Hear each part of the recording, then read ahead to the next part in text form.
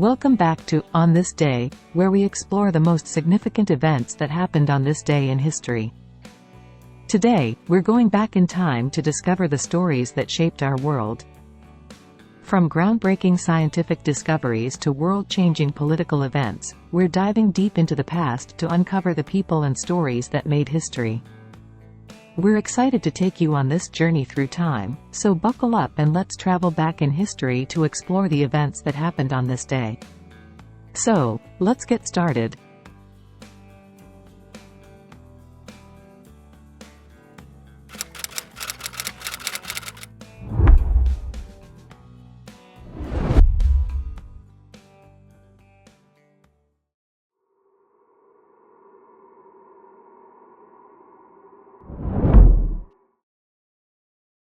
On May 7, 1718, French explorer Jean-Baptiste Le Moyne de Bienville founded the city of New Orleans in Louisiana, USA. The city was named after the Duke of Orleans, who was then the regent of France. New Orleans became an important port city and a melting pot of various cultures, including French, Spanish, African, and Native American. Today, the city is known for its rich history, architecture, cuisine, music, and festivals.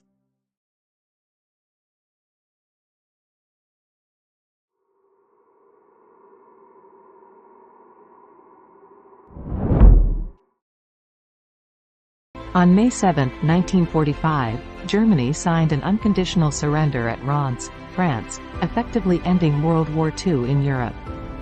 The document was signed by German General Alfred Jodl, who represented the German armed forces, and General Walter Bedell-Smith, who represented the Allied forces. The surrender came after months of heavy fighting in Europe, including the Battle of Berlin, and the capture of key German cities such as Frankfurt, Munich, and Hamburg. The surrender was formally ratified on May 8, which is celebrated as Victory in Europe Day, VE Day, in many countries.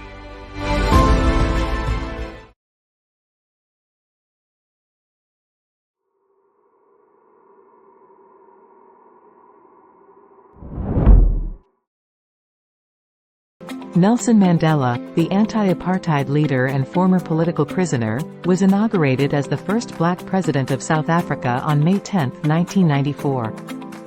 Mandela had spent 27 years in prison for his activism against the apartheid government, which had enforced a system of racial segregation and discrimination in South Africa.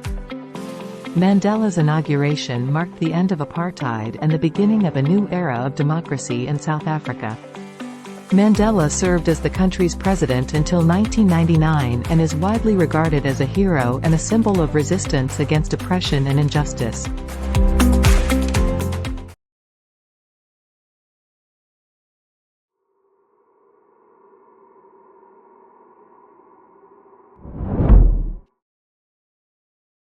Johannes Brahms was a German composer born on May 7, 1833, in Hamburg, Germany.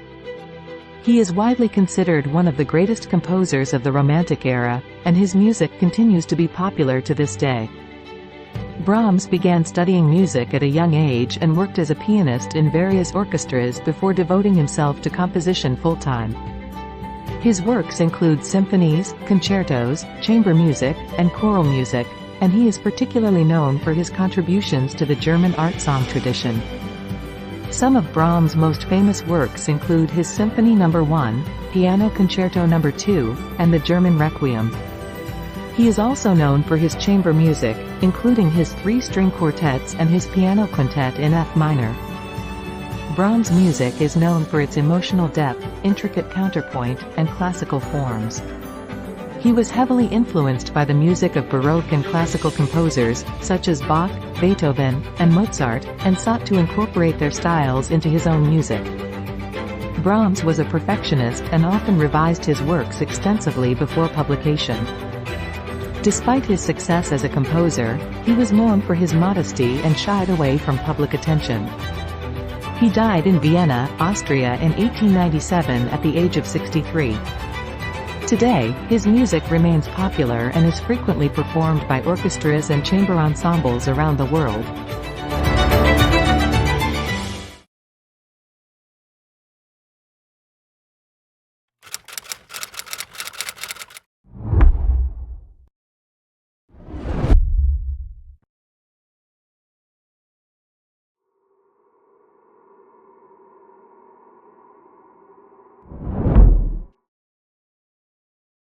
Pyotr Ilyich Tchaikovsky was a Russian composer born on May 7, 1840, in Votkinsk, Russia. He is widely considered one of the greatest composers of the Romantic era, and his works remain popular to this day. Tchaikovsky began studying music at a young age and went on to attend the St. Petersburg Conservatory, where he studied composition and music theory. He worked as a professor of harmony at the Moscow Conservatory for several years before devoting himself to composition full-time. Tchaikovsky's works include symphonies, concertos, operas, ballets, and chamber music. Some of his most famous works include the ballets, Swan Lake, The Nutcracker, and Sleeping Beauty, as well as the 1812 Overture and his Symphony No. 5. Tchaikovsky's music is known for its emotional intensity, melodic beauty, and technical mastery. He was particularly skilled at using orchestration to create vivid musical images, and his works often feature sweeping melodies and lush harmonies. Despite his success as a composer, Tchaikovsky struggled with personal issues throughout his life, including depression and self-doubt. He died in 1893 at the age of 53, likely due to cholera.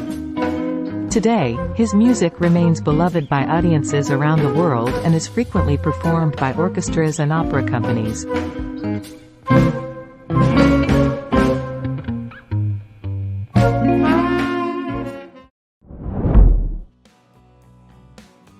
That's all for today's episode. Thanks for watching. Don't forget to like, share and subscribe to our channel to stay up to date on all of our latest content, including more fascinating insights into history. If you enjoyed this video, please give it a thumbs up and leave a comment below with any feedback or suggestions for future topics. Thanks again for watching. We'll see you in the next video.